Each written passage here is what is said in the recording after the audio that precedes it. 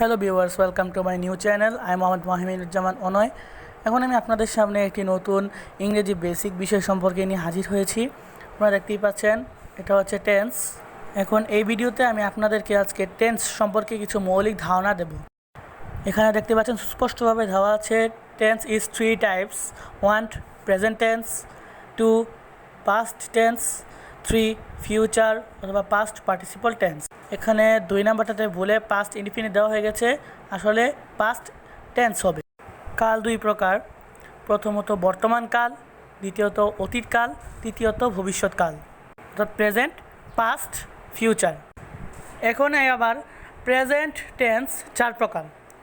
1 present indefinite, 2 present continuous, 3 present perfect এবং 4 present perfect continuous. আবার past tense 4 ধরনের। 1 past indefinite, past continuous, 3 past perfect, 4 past perfect continuous. আবার future অথবা past participle tense 4 প্রকার। 1 future indefinite, 2 future continuous, 3 future perfect, 4 future perfect continuous. নিচে দেখতে পাচ্ছেন ইংরেজি অনুবাদের একটি বেসিক নিয়ম হলো টেন্স মানে কাল। এর আলাদা কিছু গঠন রয়েছে, তা পরবর্তী পার্ট 2তে আমি আপনাদেরকে এর গঠনগুলোকে লিখিতভাবে সুস্পষ্টভাবে দেখাবো। তার জন্য পরবর্তী ভিডিওর জন্য অপেক্ষা করুন। ধন্যবাদ।